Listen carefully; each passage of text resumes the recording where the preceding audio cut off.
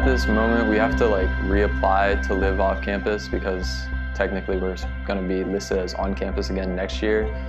And it's almost guaranteed that we're denied, so everybody's kind of going through different situations. I was planning to live off campus until the new rule, but now I have to live in an apartment on campus.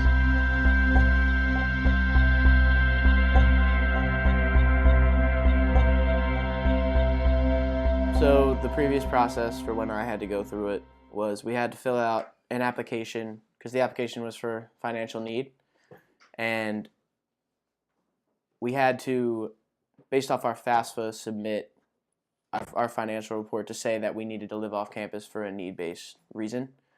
From what we were told directly by the people in Res Life that were handling the applications, they're probably going to reject you based off your FAFSA, but the appeals process will take a detailed letter from your parent and some more financial information about income and stuff like that to really deem you financially needy to live off campus.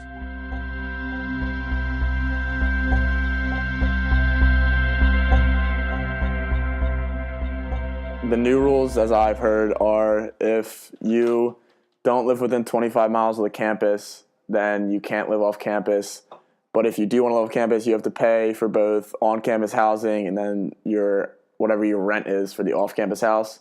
And the only way you can get out of this is if you live within 25 miles of the campus or you're a senior. I think they had the process that way because it was kind of, let's see if this student really does need to live off campus, if they're willing to follow through with all the paperwork and the steps to get it done. So I think that it was kind of their screening process of, instead of having to go through so many, it's the students that are going to give up after the first round, then that's fine. We just, less work for us. I think they want more people to pay them for the apartments they have on campus and mainly just focus on trying to keep the students on campus and off, I guess, the streets off of campus because they think that it's not good, it's not safe, I guess.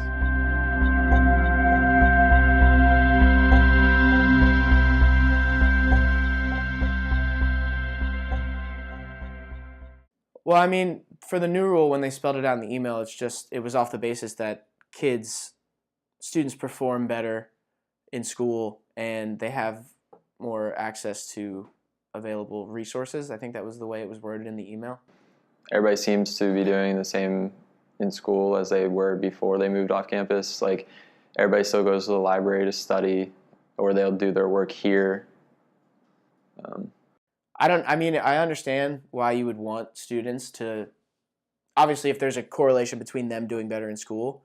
However, you're taking away that freedom that's up to them to kind of decide how their own destiny, for lack of better words.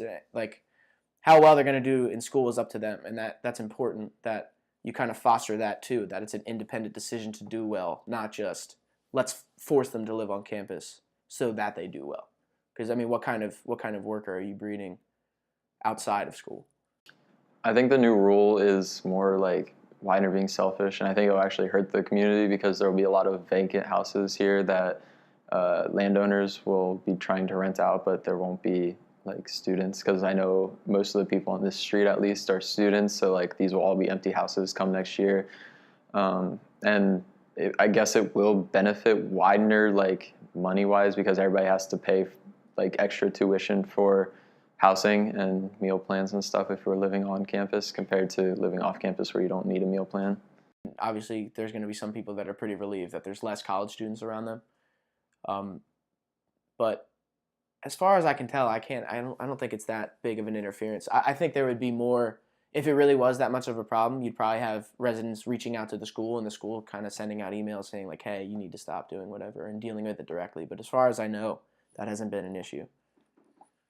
I think it's just going to hurt Widener in the long term because there's still going to be, there'll still be parties on campus now. I think there'll be more parties on campus now than off campus. So I just think that raises the risks for the university more. And I believe if they kept the old housing rules, it's just easier for everyone, honestly.